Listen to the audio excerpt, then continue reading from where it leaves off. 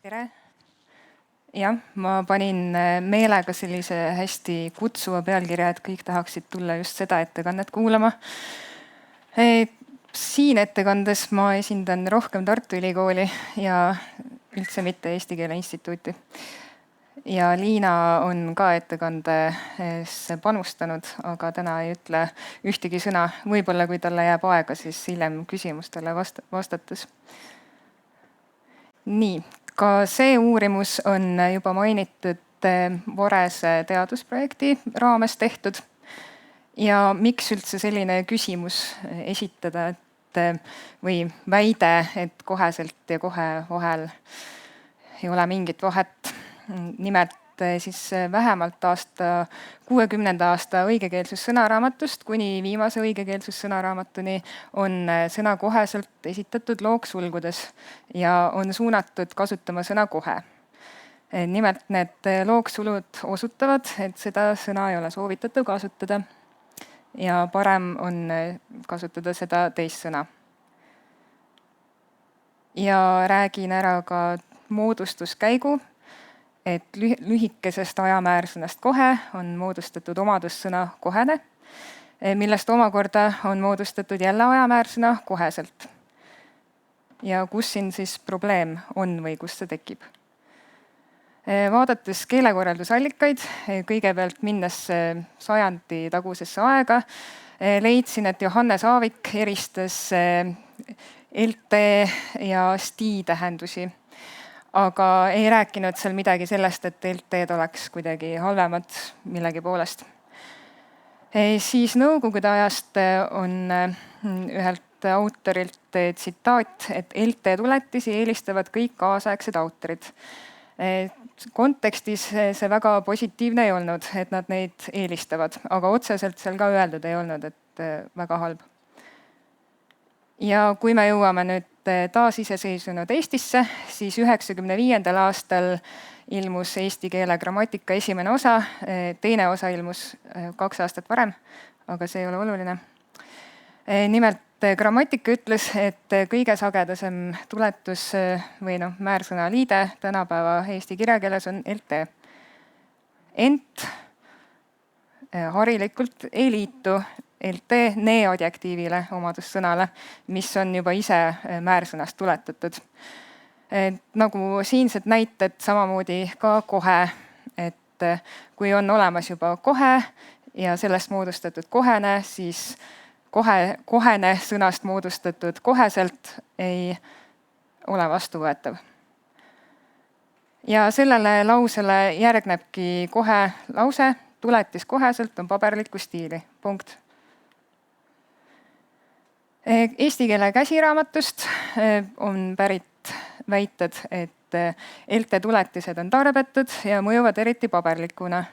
Või siis on nad kujunenud moeliiteks ja neid kasutatakse seal, kus neid ei ole üldse tarvis. Ja nendega markeeritakse tarbetult tüvimäärsõnu. Näiteks on toodud koheselt ja kohe.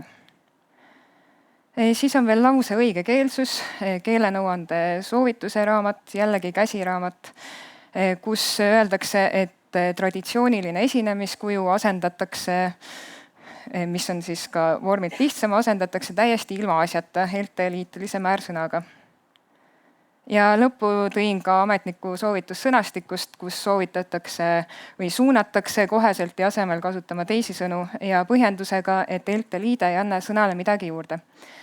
Ja meie tahtsimegi teada, et kas see siis on nii tarbetu, kas ta ei anna midagi juurde, kas ta on siis vormilt väga palju keerulisem, et kas neil tõesti ei ole siis mitte mingisugust vahet.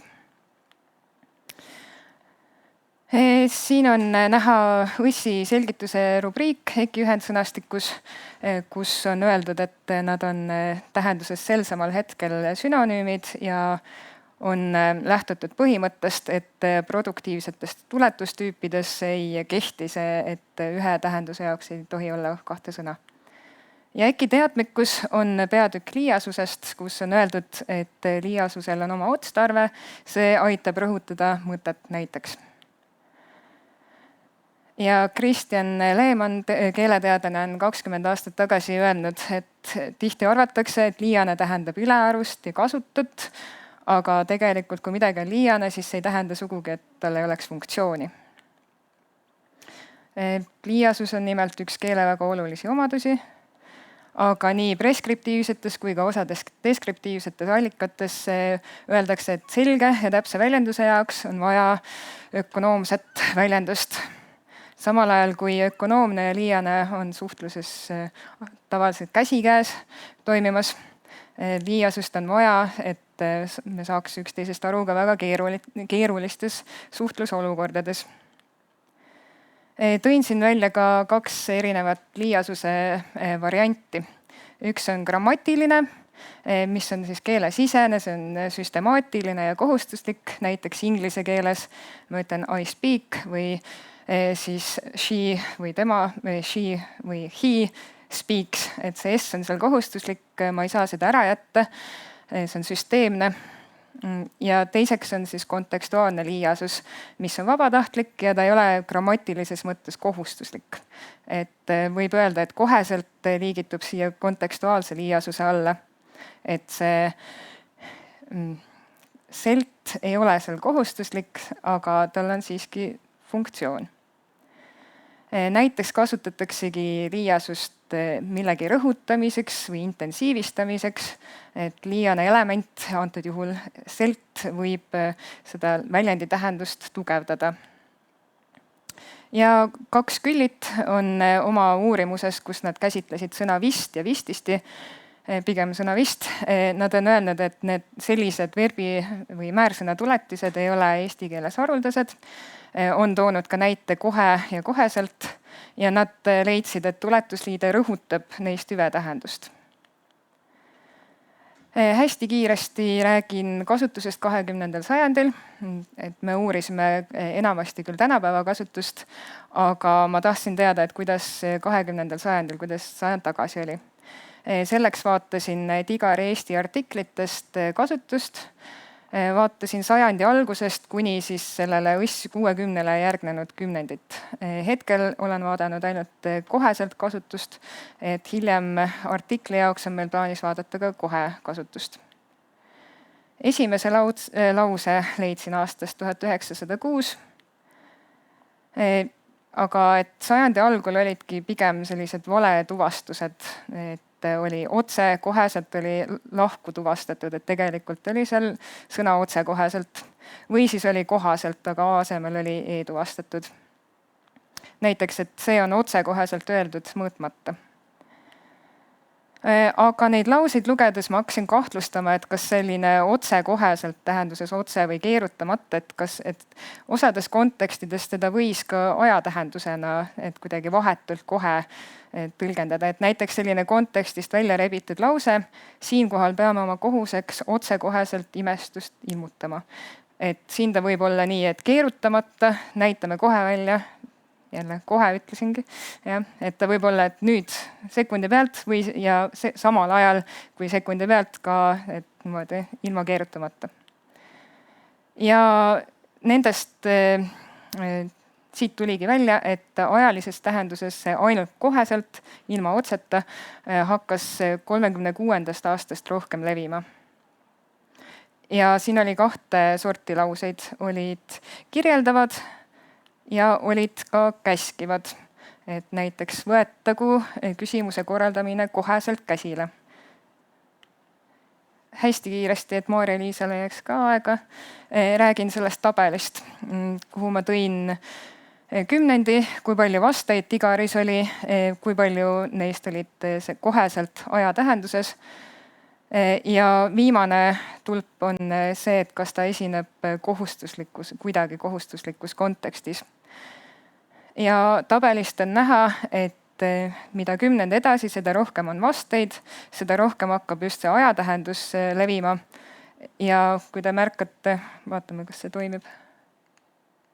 Pean siia poole näitama. Ei toimi. Igatahes 40-ndatest on kasutus plahvatuslikult kasvanud ja 50-ndatel on kasutus täiesti metsik võrreldes eelmiste kümnenditega.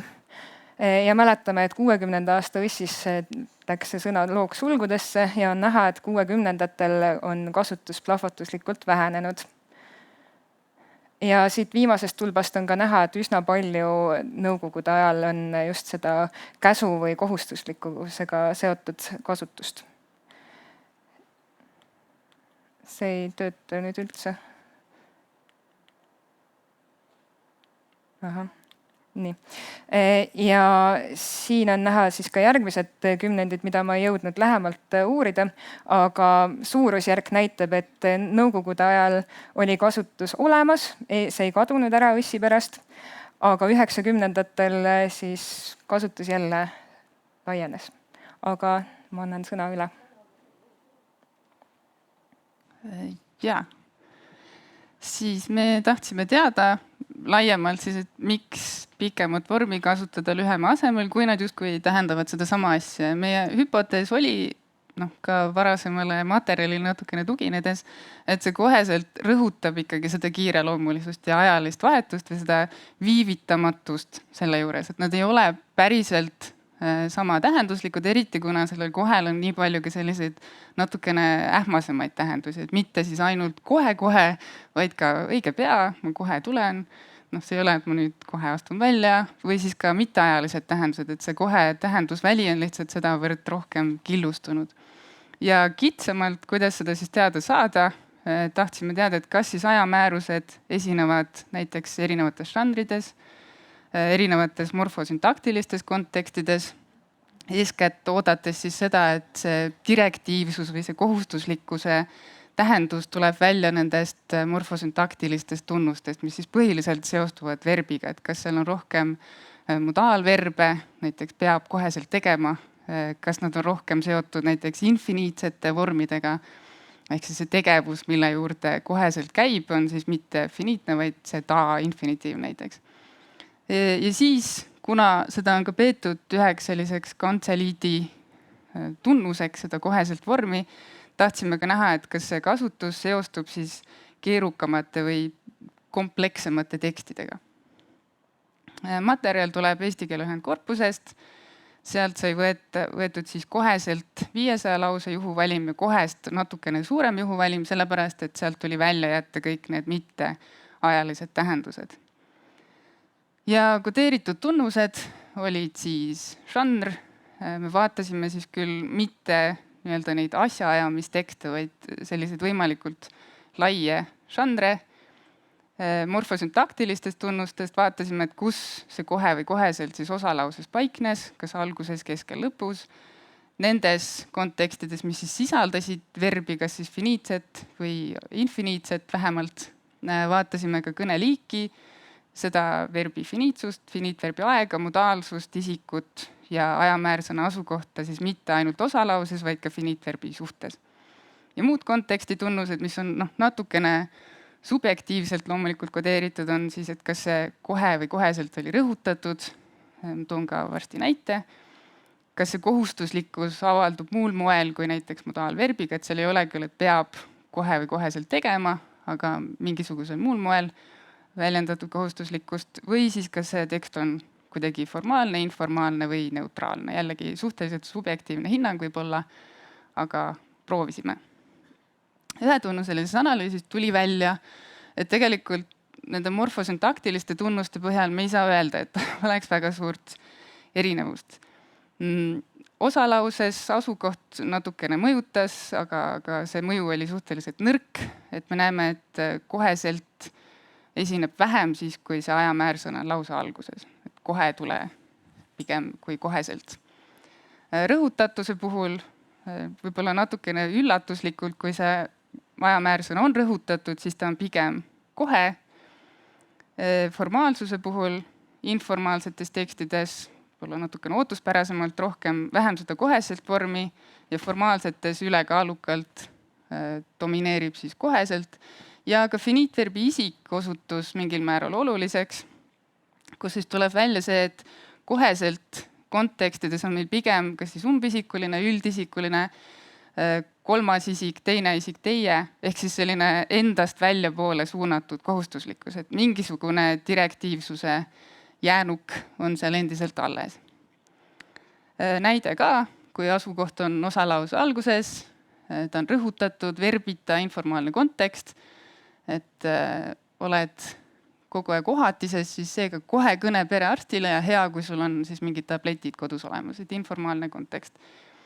Siis teine asukoht osalause keskel, mitte rõhutatud, teine mitmuse isik ja formaalne kontekst, vähemalt nagu võõraste vaheline poolametlik suhtlus. Kui tekib küsimusi või probleeme, andke meile sellest koheselt teada siinsamas foorumis aadressile või telefonil. Mitmetunnuselises analüüsis jällegi näeme, et tegelikult formaalsus on see, mis siin põhiliselt asja ära otsustab, et informaalses rohkem kohe, formaalses, neutraalses rohkem koheselt ja muidugi neutraalses on neid enam-vähem sama palju ja seal siis blogid ja perioodikad grupeeruvad kokku. Siin on seda koheselti vähem ja foorumites on koheselt kasutust rohkem, mis võib-olla ei korreleeru väga selle formaalsuse hüpoteesiga, et eeldaks, et foorumi tekstid ei ole väga formaalsed. Aga stiil võib olla. Ja samamoodi, kui me vaatame siis ainult neid kontekste, kuhu me saame ka verbitunnused kaasata, et selles eelmises puus me neid verbitunnuseid ei kaasanud, sest et igal pool ei olnud verbi. Aga isegi siis, kui me neid verbitunnused kaasame, siis nad ei tule siit välja, et ikka see formaalsus mängib rolli ja natukene ka žanr. Seos tekstikeerukuse markeritega, loomulikult neid on hästi palju erinevaid. Me siit valisime need, mida suhteliselt kiiresti ja lihtsalt sealt kontekstist kätte saab. Näiteks sõnade keskmine pikkus, pikkade sõnade osakaal, nimisõnade osakaal tekstis või kontekstis, pikima sõna pikkus. Meil on sõnade abstraktsus ja konkreetsushinnangud, mille Maria Igro ja Mariann Proos on kogunud. Keskmine lausepikkus, korduvate lemmade osakaal, korduvate sõnavormide osakaal ja kirjavahemärkide arv. Ja kui me näeme, et need ülemised 6 pigem siis näitavad, et mida suurem on see komplekssuse marker, seda suurema tõenäosusega esineb seal koheselt, siis need alumised pigem räägivad vastupidist juttu, et kui korduvaid lemmasid on rohkem, siis see koheselt esineb vähem kui kohe, järelikult see tekst on natukene lihtsam, et sa kordad sõnu, sul ei ole kogu aeg uus sõna, samamoodi sõnavormidega ja ka kirjavahemärkidega, et me seal ei eristanud neid, et kas see on nüüd koma, mis teeks justkui komplekssemaks selle konteksti, et sa seod palju lauseid, tegelikult ühte lausesse või see on punkt, mis tähendaks, et sa teed palju väikseid lihtlauseid. Ja nad natukene žanriti erinevad, aga kui nad panna nüüd kõik kokku, siis need komplekssuse markerid korreleeruvad muidugi omavahel. Ja need, mis siin kõige olulisemaks said, on tegelikult siis keskmine sõna pikkus, nimisõnade osakaal ja seal üleval, lähen korraks tagasi, et kontrollida, ja siis pikkade sõnade osakaal. Et need 3 ülemist on siis tegelikult kõige, nii, ma jäin kinni siia. Ma ei saa edasi. Läks, okei. Et need on kõige olulisemad. Need siis moodustavad selle BC1 ehk siis esimese peakomponendi, nii et need pikkade sõnade osakaal, nimisõnade osakaal vastandub siis nendele lihtsuse markeritele nagu korduvate sõnade osakaal, korduvate sõnavormide osakaal. Ja kui me selle esimese, siis selle X-telje paneme ka sellesse mudelisse, siis tegelikult tuleb see välja nii informaalses kui formaalses tekstis. Ehk siis see tekst võib olla kompleksne ka informaalses suhtluses, et need laused on pikemad, sõnad on pikemad ja siis on ka rohkem koheselt vormi.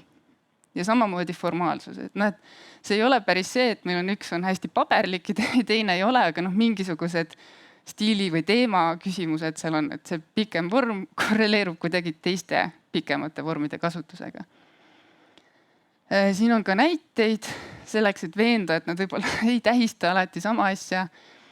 Need ülemised näited on siis sellised, kus meie hinnangul on vähemalt selge selline viivitamatuse aspekt juures. Need alumised on võib-olla sellised, kus võib öelda, et see kohene või koheselt vorm on nagu natuke liiane. Et seal ei pruugi olla seda viivitamatuse tähendust. Et ütlen koheselt, et kasutan seda avaldust mitmel pool, ütlen kohe, annab nagu selle sama tähenduse edasi või sellele on võimalik saada koheselt ka tõestusi. on võimalik kohe saada, et võib-olla seal ei ole seda nüüd kohe tähendust juures. Ja kokkuvõte, et neid tuletisi on taunitud kogu aeg sõna tasandil, aga võib-olla me peaksime vaatama rohkem siis seda konteksti ja ilmselt toimetamistöös vaadatakse ka konteksti, aga see, mis jõuab kuidagi väljapoole inimeste teadvusesse, on lihtsalt, et see LT vorm on vale, et see on liiane, seda ei maksa kasutada. Aga tegelikult nad alati ei tähenda, vähemalt meie arust, täpselt sedasama asja. Ja võib-olla see ka, et kui seal 40-ndatel, 50-ndatel kasvas see koheselt kasutus hüppeliselt just nimelt nende selliste paberlike tekstide mõjul ja ilmselt ka sellepärast on seda pärast nii palju taunitud, et siis praegu see direktiivsus on justkui ära kadunud, et me ei näe, et neid võimalikke direktiivsuse markereid oleks võimalik selle koheselt kasutusega väga seostada, aga see tegevuse viivitamatus on endiselt olemas. Nii, aga siin lõpetangi.